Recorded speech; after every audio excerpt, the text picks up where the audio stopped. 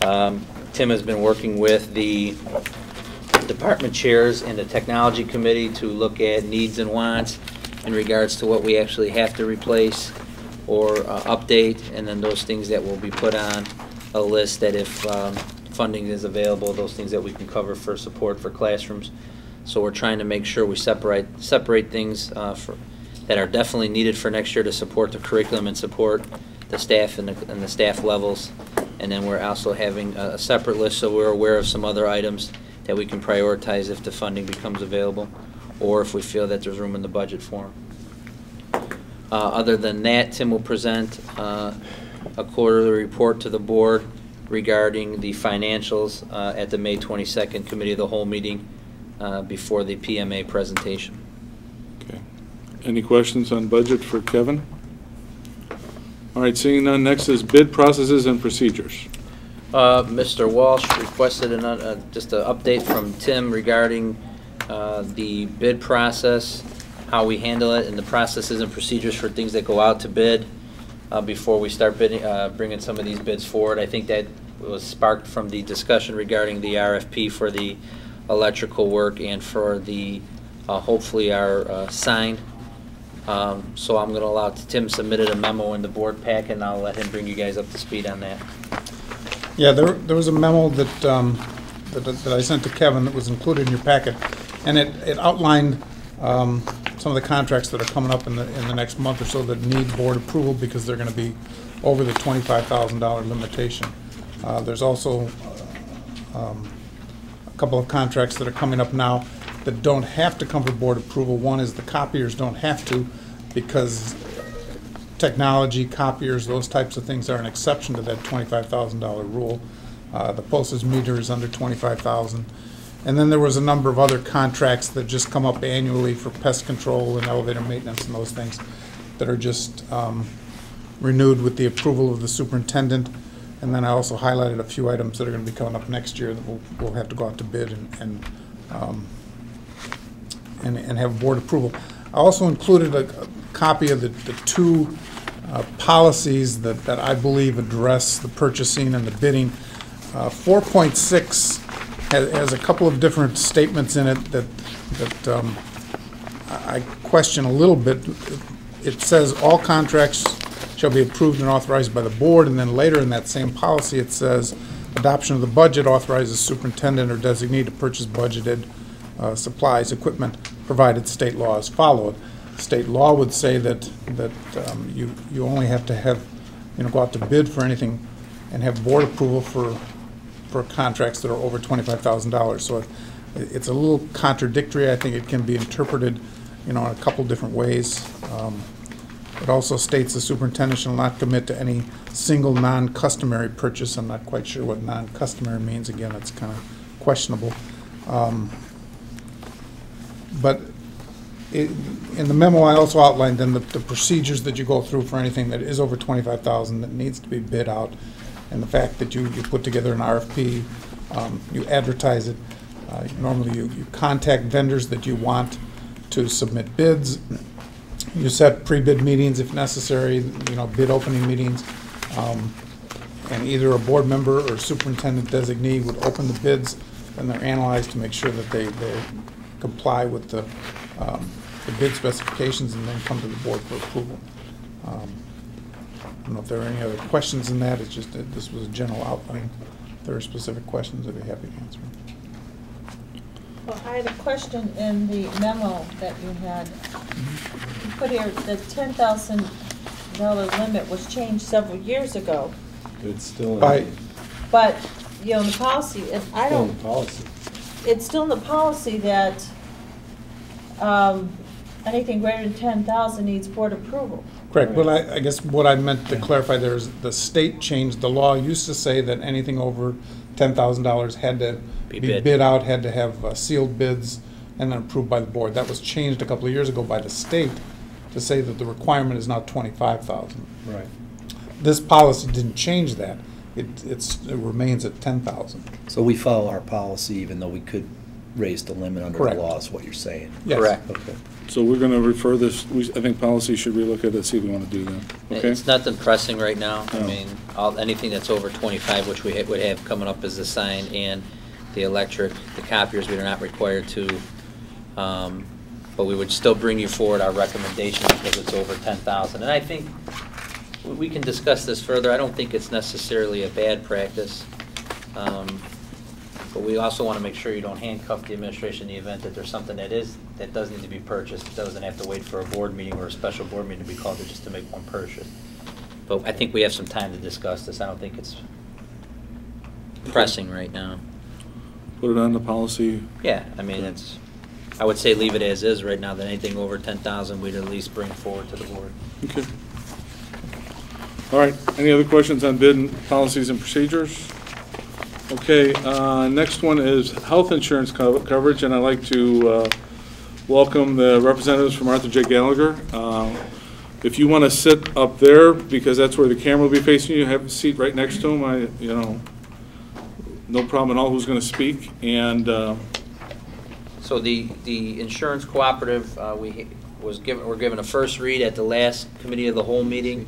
Where I know there was a series of questions that Mr. Walsh sent in. We had some, those responses were sent out via email. Then the Finance Advisory Council met with the insurance cooperative last week. And then they're here tonight, Scott and Nick are here tonight to answer any other additional questions the Board of Education may have in regarding the possibilities of the district joining the insurance co-op. We have it on at 2 places in the agenda. I put this under discussion items so that they can give a presentation and the board can have any discussion or question and answer sessions they need with the insurance cooperative. And then when we get to the insurance or the insurance agenda item under old business, it would be whether or not we would just take a vote on whether or not to proceed with joining the insurance cooperative or staying with our current provider. okay, That's all you, Scott. welcome, gentlemen. Thank you. As a point of introduction, my name is Scott Baldwin. I'm the Education Management Partner at Arthur J. Gallagher. Gallagher Benefit Services, a subsidiary of Gallagher, is the company behind our proposal tonight. In front of you, you've looked at, I believe, and gone through a proposal to move the district into our Educational Benefit Cooperative, the EBC for short. The EBC is a cooperative, one of 5 managed by GBS. It is not owned by GBS, it's owned by the members. Becoming a member makes you an owner of the EBC, along with 85 other school districts at this point. I will go in as much detail as necessary. However, I think you've looked at the financials. I know there were a number of questions that have been answered in the past. There were a series of new questions that came about in the last day or so. If you want to go that direction now. Sure. And if others come about, please ask. The most recent questions, and I'll just take them in the order of how they were asked. In the category of stop-loss insurance, what is the annual premium? As I interpret that question, the annual premium within the EBC, it's kind of a misnomer. There is individual stop-loss coverage. The EBC spends about $440,000 a year in premium for the individual stop-loss limit. The ISL, as we call it, the individual stop-loss limit is $1 million. We self-insure that down to $75,000 per member. And the insurance company on that is Symetra, and has been for several years. The cost of that insurance to the individual member is a fraction of the total premium, and that is built into the rate structure that you've already looked at.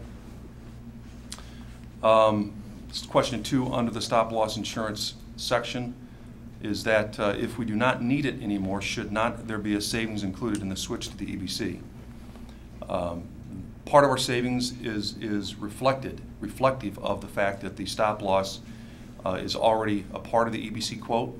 The pricing that you pay right now to Blue Cross Blue Shield is a standalone individual price for both individual stop-loss and aggregate stop-loss. Both of those policies are built into the pricing that you have in front of you tonight.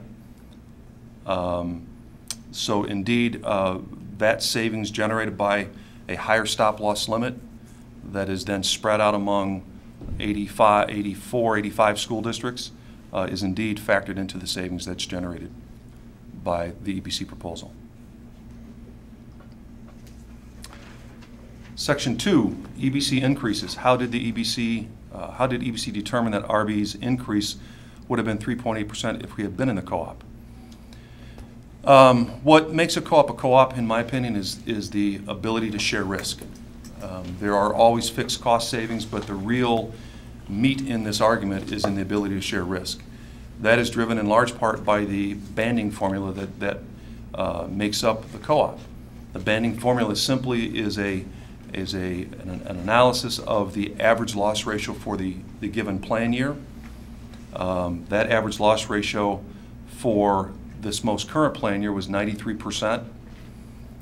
The banding formula per the bylaws of the EBC calls for it's a 5% band plus or minus the average. So in the case of your loss ratio for your past years of performance, you fell within the 90 to 97.9% band within the formula, which generates a 3.8% rate increase. So had you been in the co-op, based on how you performed this year on your own, in the co-op world of the banding formula, because you fell right in the middle band of the average based on a 93% loss ratio, that generated a 3.8% increase. The plus or minus 5% essentially means that if you are running very unfavorable, 142% loss or anything above the average, determined by the level of bands above the average, the worst case scenario is you would have received an 8.8% increase this year.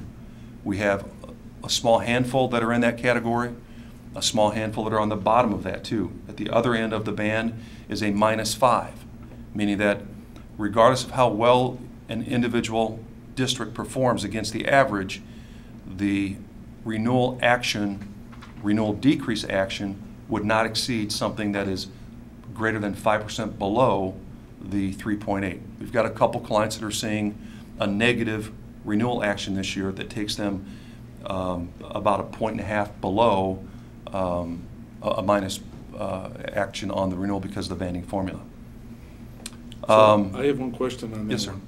That occurs every year, so it's if you're up the top the one year because of bad luck or what's happening, next year it turns all the way around. That That's can correct. change, right? That's Okay. correct. And what's the 93% of what you estimated the loss would be at the beginning of the year? No, so the renewal is presented, the pre-renewal is done in February, the final renewal is done in April.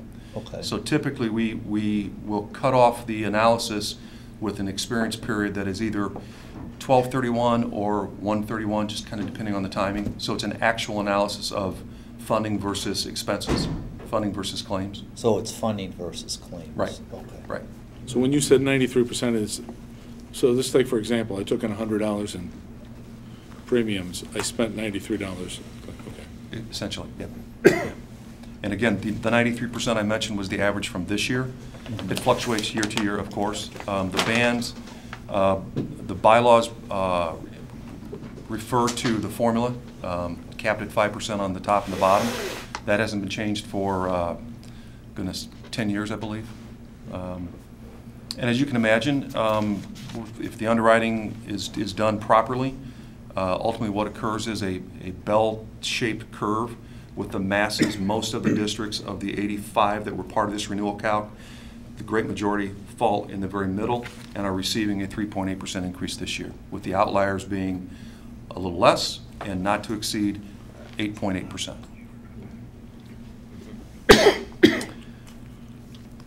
Section 3, maximum claims and potential liability. How was RB able to determine its max liability would have been $2.9 million? Actually, that was something that we led you to. The Blue Cross Blue Shield renewals on a self-funded basis very routinely speak to what is expected in the way of an expected claim liability. And there are two limits. There are two levels. What we expect to happen and what your attachment point liability is. What is the annual maximum where your claim liability ends. It is very common, and if you dug into the Blue Cross Blue Shield renewal presentation and you looked for that $2.9 million number, you probably would not find it. Blue Cross Blue Shield usually presents their renewals that illustrate what the expected claim liability is, not the attachment point. Remember, Blue Cross Blue Shield is not on the risk for most of your claims. They don't necessarily care what your attachment point is. And this is not a slam against Blue Cross, it's simply a statement to their underwriting methodology and how they present themselves. So what they showed you, or didn't show you, if you will, is no different than what they do with most of their self-funded business. It's our job to, when working with our clients, to make sure that they understand, particularly in the world of tax-supported entities, to make sure our clients understand what their actual liability really is. And it was simply an effort to dissect the Blue Cross renewal, identify what the fixed costs are, identify what the expected claims are, show you that above expected you have 35% corridor, if you will. There's a 35% gap between what is expected and what your attachment point is. And that's that $2.9 million number. Thank you. Does switching to the EBC eliminate a potential $600,000 liability? Yes, it does. There is no attachment point liability in the EBC. Bearing in mind, this is a $220 million plus or minus dollar program with 17,000 lives, 11,000 or so in the PPO, the balance in the HMO programs. It's in existence since 1984, financially incredibly stable with $27 million of working cash. The bylaws require a 15% reserve reset every year. So it's a very financially stable program, and as such, there's no liability that is capped for you. You don't see additional liability beyond what your premiums will generate in terms of funding for that current year. So your renewal or the proposal to you is to join the EBC 7-1. Your rates that are established for 7-1 would continue regardless of what your claims are for that year, and you would essentially be part of that banding formula when we look at the renewal about 9 months from now for the 7/1/2013 renewal. And again, the bylaw banding formula would protect you at nothing greater than 5% above what the average is. We had included at one point, I believe, in the proposal the history of the increases over the last 10 years. And if you wanted to reflect back on that, you could see that it's been very competitive in each of the last several years. Into some coverage questions. Item number 4. Is the coverage the same? This is a move from Blue Cross standalone to a Blue Cross administered cooperative program. You bring your own plan in. Contrary to popular belief, co-ops in many cases don't require common programs, and this is one of those situations. With 84, 85 schools in it, we have 220 some odd different programs among all those districts. And again, you bring a PPO program in and 2 different HMO programs in to the EBC just like they are today. Flu shots and the biometric screening, that's covered. It's included in the pricing. It's funded by the cooperative. Wellness Inc. is the wellness provider who does the flu shots on site, does the biometric screening and health risk assessments on site. And in that case, there would be no difference, and nor is there any charge to the district. That's absorbed by the EBC.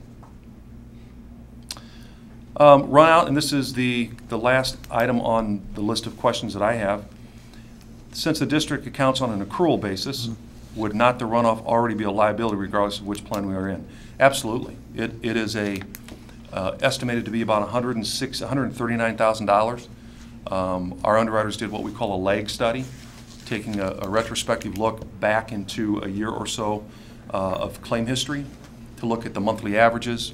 Underwriters like to look at about a 4-month average, make some projections on if you terminated your program, which is what the proposal asks you to do tonight, terminate your self-funded program on June 30th, what's an underwriter's best guess on what those costs will be for claims incurred prior to June 30th not yet paid. And that's the $139,066 number. And it is a liability now. It's a cost of, if you will, a cost of doing business should you ever make a move to another insurance arrangement. So my question to you on that one is there ever a cutoff period where, okay, so like you go from one plan to another plan. So if you were on the same plan for the next year, people turning in stuff late would not make a difference. Is there a cutoff plan if we join the co-op saying, hey, we're not going to take anything from there, or that's still our? Any claim incurred prior to June 30th is what you're responsible for. Okay. Blue Cross will leave the books open on that for somewhere between 12 and 18 months. History shows us that probably within, let's see, June, July, probably by September, October, this will ultimately get down to next to nothing. In the event there's a subrogation issue, a third-party payer, maybe there's a car accident, something like that, Blue Cross will always leave the books open a little bit longer. There will be a final settlement. We will walk you through that when that time comes as well, to make sure that everything was accounted for accurately. Okay. That's all of the questions that most recently I was presented with. There was one more that came in kind of at the 11th hour, and it was a question about the history of the EBC in terms of how many districts have been added, how many districts have left. Again, I had mentioned earlier it was founded in 1984. It started with 8 school districts. By the year 2000, it had grown to 45. 2000 is when it switched to Blue Cross Blue Shield, and that was kind of a watershed action there that created almost doubling of the EBC. By 2008, there were about 70, and in the last 4 years, it's grown by another 15. So steady growth in all those years that anyone can recall. There have been 3 districts that have left. Homewood, Sassid, which is a special ed co-op, and Grays Lake. Grays Lake left, as did Sassid, because they thought they had beaten the house, if you will. They thought their performance was doing better than average, and Grays Lake has tried to get back in a year ago, and the executive board declined their wishes. So our retention level has been, as you can imagine, in the way upper 90% over 28 years now.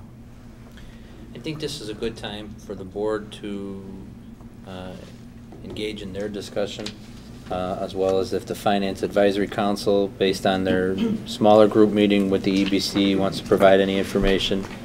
Also, if that drums up any other additional questions, Scott and Nick can be here to answer those instead of wait until the agenda item. So I'd like to, if it's okay with the board, use this opportunity to discuss and ask questions, so then when we get to the voting portion of the agenda, we could just move to the action itself. You know, I have a question for you, because we are in the last year of our contract, and we need to be able to make sure that we are offering the same health benefits if we make the switch over from sole to co-op.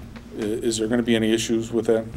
There shouldn't be. There are two things are going to happen. One, your employees will, and this is a Blue Cross issue, not ours or not yours, as silly as it sounds in this age of technology, Blue Cross essentially terminates your program as you know it today.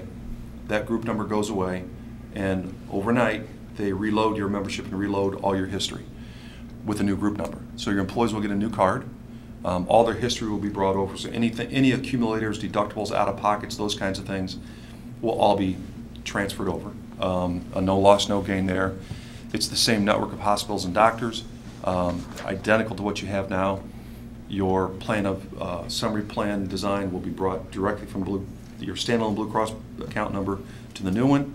The second thing, your prescription drug program, which is now with Prime Therapeutics, is administered by Medco. Medco, you might be familiar with Medco. They are recently now among, they were bought by Express Scripts, ESI here. The deal just closed about a month ago. They're now the largest in the country. The EBC changed to Medco going on 3 years ago now to save about just under $2 million, and our clients have been very happy. Those that were with Blue Cross switching to Medco have been very happy. Are all your actuarial statements that you've been making, and projections based on the Affordable Health Care Act Yes. and what you project has been? Yeah, you made some decisions prior to us looking at this relative to grandfathered status and those kinds of things Yeah. that it had been reflected in your program. Okay. We constantly monitor what's happening with that, and of course, you know, it's now in the hands of the Supreme Court, and we're hoping for So, some sort of resolution in June.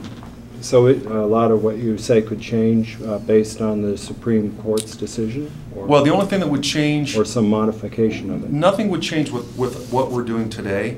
The only thing that would change is, you know, if the Supreme Court maintains the legislation as written, obviously mandates come into play, Cadillac tax things come into play in 2018, and you as an employer will have a lot of different choices to make. Mm. And being in the co-op doesn't limit you. Even though you're protected by a co-op, you function as an independent employer within the co-op. So any decisions you need to make with regard to bargaining, as a result of bargaining with your union negotiations, or changes that you want to make that are the result of any future legislation, you do on your own. Okay. Any other questions? I would just like to ask a question of the board members. What is your feelings or thoughts, the ones that were in the small group meetings? That was the Is finance. Is that finance? Is that Gary and Mike? Yeah. Yes. I'd like to ask them a couple more Okay. questions that they could give you a little more information. Then I think Gary and I feel more comfortable. One of them is, we currently don't have any fund out there, sitting out there. And as you look at us being self-insured, we should have some kind of money set aside for something. Can you explain to them what that is, Yeah. that we don't have? Right. As a self-funded employer, and particularly one that's tax-supported, as we talked earlier, there are kind of two levels that you should be targeting for funding. What an underwriter expects will happen, and Blue Cross underwriters are pretty accurate year to year, especially with the amount of history they have with you. And what is capped in your liability, which is that attachment point number. In the ideal setting, some of our clients, it ranges from a percentage into that 35% corridor that you have. Sometimes it's 25, in your case it's 35. Remember, we've got expected claims, and then we've got an attachment point. The difference is 35%. Okay, that's that $2.9 million number. In the best of situations, the school district will have funding beyond its expected. I sleep better when it is at the absolute attachment point liability, and we have some clients that even go beyond that. The EBC, for example, the EBC is by bylaws reserved at 15%. Above the 15%, there's $27 million in working cash. It's overfunded to some degree, and it's in excess of that 25% corridor that most employers have. Yours happens to be 35%. So if you were to stay on your own, our recommendation right away would be, as you can, and in your situation, though, your budget constraints being what they are, it would be very tough to do this, but at some point in time in the past, I would have felt better knowing that there was some fund created, not necessarily to fund the IBNR or the incurred but not reported runout that you will see, that's the $133,000 number, but to accommodate any fluctuations above expected that get you to that attachment point. So you're, by my definition of what I consider a fully funded, self-funded program, you're not. And those that are fully funded are either much larger and have a long history with Blue Cross and a longer history and a more credible history of claim activity because of the size, or they've just had a run of good luck for several years and their funding has exceeded their expenses by a certain percentage every year that allowed them to build that reserve. And so right now, we have not. You, to my knowledge, you do not have a reserve. We do not. Right, so everyone knows. Yeah. And just to get a little bit off the executive board, we would have one vote on the executive board. Right. Each district has a vote. And then we're not a weighted vote for our lives of 100. No. And what are the ranges of the school districts within there? Some of them, I understand, are 20, 30 lives. And lives, I mean employees. And the higher districts are about how many? The largest is just under 800.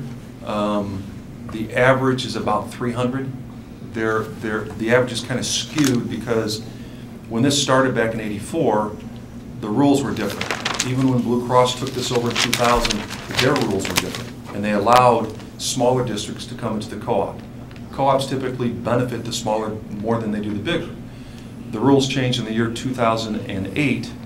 Blue Cross imposed new rules on any consultant that operates a pool that employers who have less than 150 covered lives are not eligible to come into one of their administered co-ops. Not our rule, the Blue Cross rule. They've since backed off a little bit, that if you're currently self-funded, we can go down to 100 lives. Westchester just did that 9/1 of last year. They had been self-funded on their own, third-party support, and they came into the EBC. So that the average is kind of skewed because there are a lot of cases that were grandfathered in back to 1984 that might have been 30, 40, 60, 80 lives.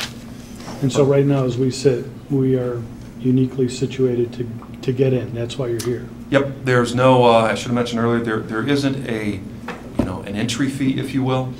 The underwriting of every new group that comes into the EBC, there's a reserve component built into that. It's not 15%, it's more down in the 5 or 6% range.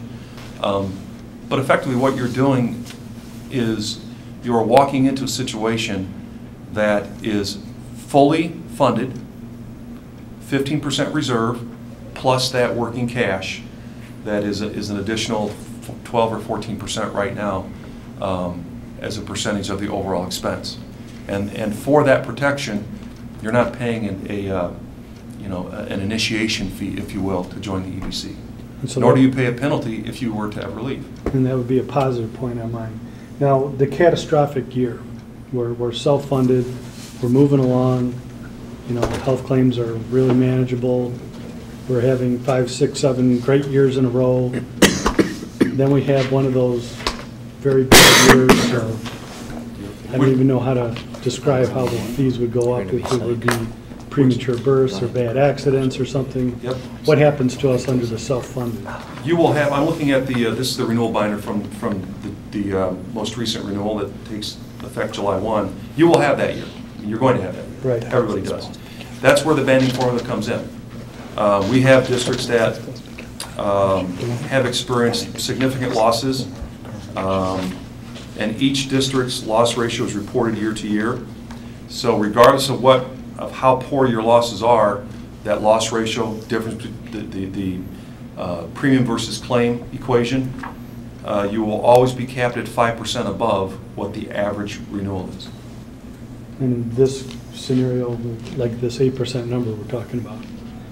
Right. Whereas if we were on our own, we could be looking at 10, 20, 25% increase. We just, in fact, this year added, we went from 6 to 11 layers on the band.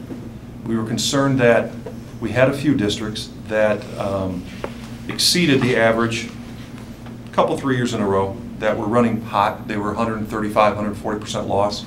On their own, that's a 30% rate increase, conservatively. We had districts at the other end of the spectrum that had beat the average, if you will, that were performing better. And we felt like we needed to reward those districts, and while not punish the ones that were performing poorly, because the reason they're in a co-op is to buy that protection, but to reward those that were a little bit more than average, or to penalize, if you will, those that were a little bit more higher than average, and to reward those that were running a little better than average. And therefore we added 6 new layers, 3 above the average and 3 below the average. We're just cutting them a little tighter in there now to add a little protection to those that are running poorly, and a little incentive, a little reward for good behavior, if you will, for those that are beating the average. And obviously, the more lives you have to pool, the better you're averaging. And yes and no. I mean, with 17,000 lives, an underwriter will tell you that it's kind of the law of diminishing marginal return above above about 10,000 lives, the predictability of it, the credibility of the case doesn't really grow much at that point. It's big enough to absorb large claim losses. We could add 5,000 lives to this and it wouldn't change the underwriting methodology or how an actuary looks at this. But It us, might. but us sitting at 100 lives Oh, absolutely. is like a Compare- ticking time bomb for No something doubt. to happen. Yep, Sitting on no reserves for Right. this. absolutely. Gary, you have anything? Laura had. Yeah, I mean, Just want to see the finance. one of the reasons that I like it is the predictability of what our costs are going to be next year. We can know at a firm number, basically, what our costs are, because it's a defined cost per census, as opposed to a self-insured where if you run into a scenario of a catastrophic claim, you get, even though you have an aggregate and you have a individual stop loss, you don't know how many of those potentially can happen. And especially as you shrink your census, that opportunity increases because you don't have a bigger pool to share it over. So the predictability, the known cost is out there next year. Or do you have any questions? Well, Mike might have some And that's comments. gonna help reduce your spikes. Because right now, when Right. we're trying to put together future budget numbers, Right. you know, we're throwing out, 10% or whatever. I mean, that is the difficulty of projecting forward, is to say we're going to make assumptions on what our health insurance increases are going to be. You make decisions off of that, and then with a, snap of the fingers, that can go totally out the door with the type of potential $600,000 potential issue. And you could have good years in a row, but I believe with the size of our district, you're gonna have a bad year, and it's gonna go up pretty hefty. So this does add in the protection of spiking the increases and makes it somewhat more reliable when you're trying to determine what the increases are. I got a question. You mentioned that the underlying question? statistics is a normal distribution. You said it'd be a bell curve. Well, it doesn't make any sense to me. Unless just because you've got so many lives. It shouldn't be a normal distribution, should it? You were comparing the way they calculated the actuarial loss for the year versus what actually happened when you said, Right. in theory, that results comparing them should be a bell curve. Simply that when we graph, when we look at the 84 districts that were part of this renewal, there were, the numbers that were at each end of the spectrum. Can you hold that up so we can, I'm gonna see what. Well, I don't have it showing like a bell curve, but. No, I just want to see what, I just want to see what page it is so I can find it from the last It's page meeting. 9 in this. Okay.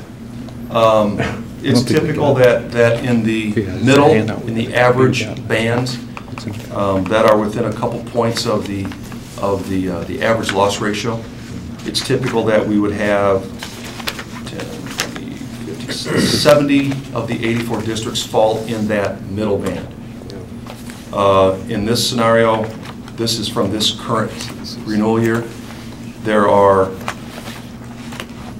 were 4 that were at the very top, so at that, I don't know if you're right or left to me, but at the far end that experienced high loss ratios, and there were 4 that were at the very other end that experienced very low loss ratios. So in my mind, I'm not a...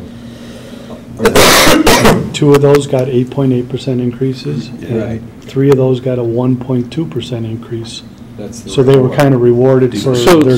maybe another question, another way to ask this question. The bigger districts, are they the ones that are getting the smaller increases? Not at all. And the smaller districts are getting the huge? Not at all. In fact, one of the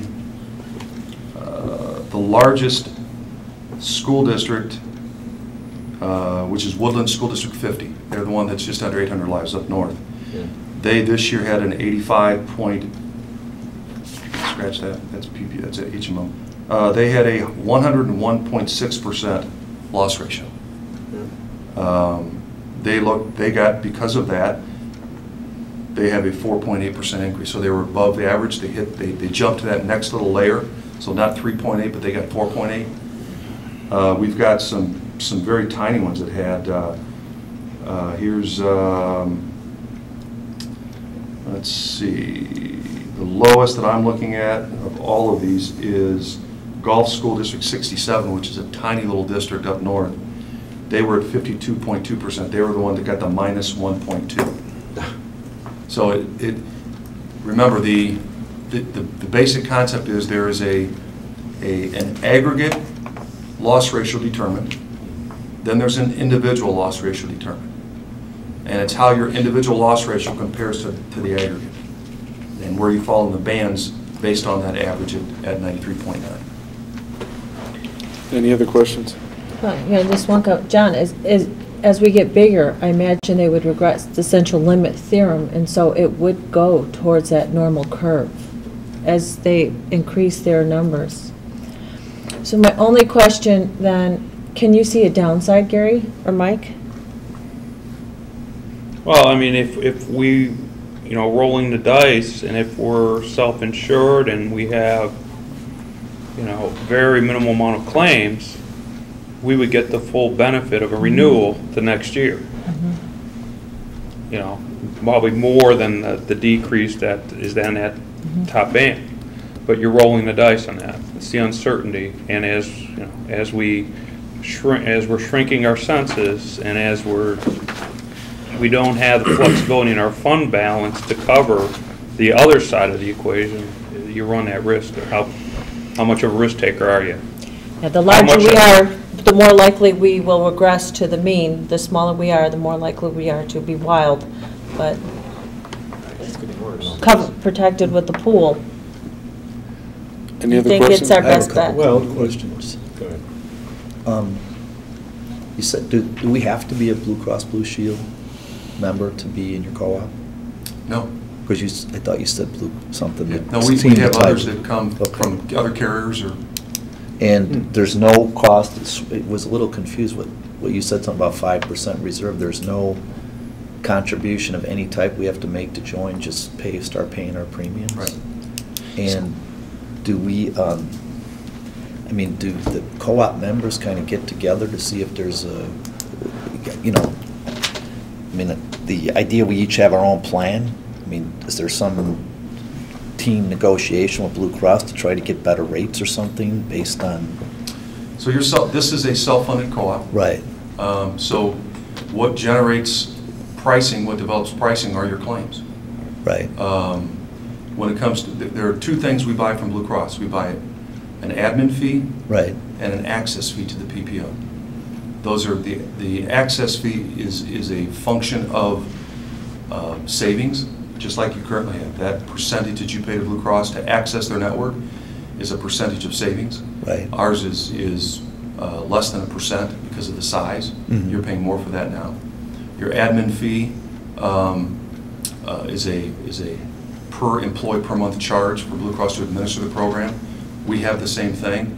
Ours will be less because of simply the fact that we have 17,000 lives versus 160 something. I asked the question and I didn't mean that. What I meant is, let's say, just to use an example because they're close, people go to Loyola. Mm-hmm. And because we're paying based on what the providers are really, that's the lion's share of what we end up paying. Mm-hmm. Is there availability to, through Blue Cross as a bigger group or through our group to get better rates at some of the... From the providers? Yes. No. Okay. No, we have the same, the provider contracts that Blue Cross has in the PPO program are the same across the board. Okay. Yeah, I see what you mean. Okay. Scott, I think you made a comment earlier, I just want to clarify it. This is a Blue Cross Blue Shield cooperative.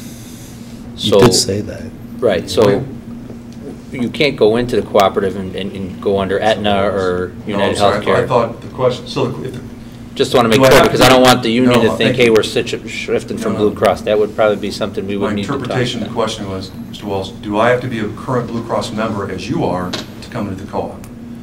No. I mentioned Westchester. They were third-party supported with Allied and some rent-a-network PPO, not with Blue Cross. They came in. We've had United Healthcare groups come to us. No, Kevin is correct. Yeah, but no, My this is question a Blue was, Cross-based if program. we're in, we have to be members of Blue Cross Blue Shield. Absolutely. Okay. Yeah. Now, Scott, I got another question for you. As every year comes around, does your group offer and advise us ways to save money and also ways to, maybe if your census is younger, here's what I would offer you from that side, being able to talk to us about keeping our health costs down, both for our employees but also for the school district itself. Scott, before you answer that, can I just dovetail on it? I think that's one of the questions I want to ask, so maybe you could, as we're getting into our last year of our contract and the insurance and the negotiations and all that will be coming up, insurance and benefits play a huge part in those contract negotiations. Are there some benefits of being a part of a cooperative that can help us go through that process? The first thing that comes to mind is the benchmarking that we can show you. I just did a presentation for Westchester here a month or so ago. It was their kickoff to bargaining. PMA actually was there doing the financial piece of it. They invited us to do the insurance piece, and their lawyers kind of set the stage for the bargaining process. But it was benchmarking. It was showing them the tools that we have to go through the proposals as you get to the bargaining process of what plan design changes might look like, what sort of credit do we get on our insurance program if we implement plan design changes.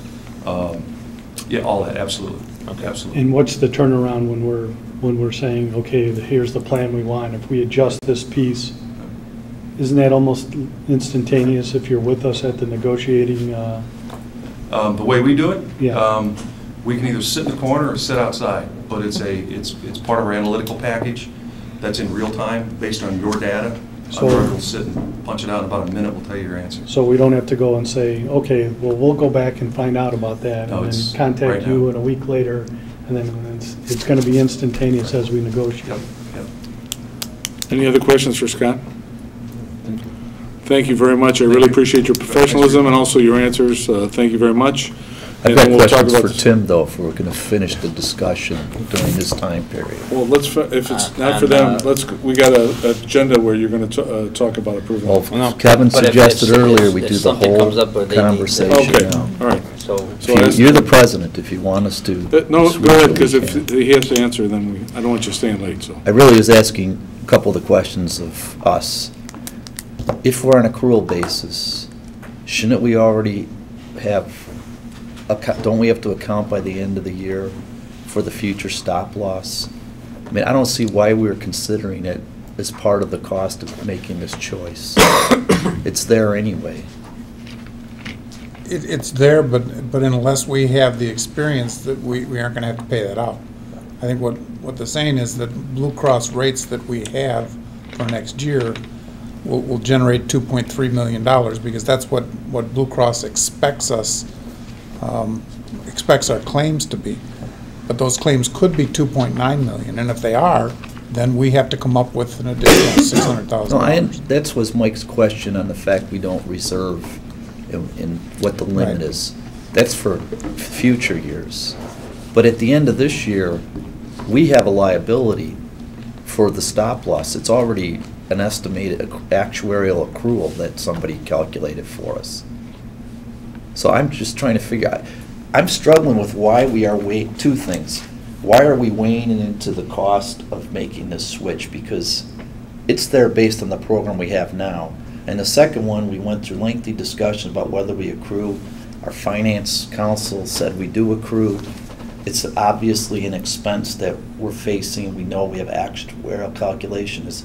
Why aren't we addressing that cost this year instead of weighing into whether we switch to this co-op? I think addressing a cost and accruing is different than actually having to pay that out. I mean, you could set up, a liability and say there's a potential liability here of an additional $600,000, but you may not have to pay it. I'm talking about the 130, the runoff, not the potential loss in the future. The 130 is just going to get paid out of the premiums that we're paying in June and July and September, you know, or not until June, but July and September. Once we start paying those, Very common that when PMA does their 5-year projection, the phone call they make to find out what the medical piece is to that puzzle comes to us. Okay. All right, any other questions? I really thank you very much. Thank you. Thank you very, very much for your professional presentation and also the backup.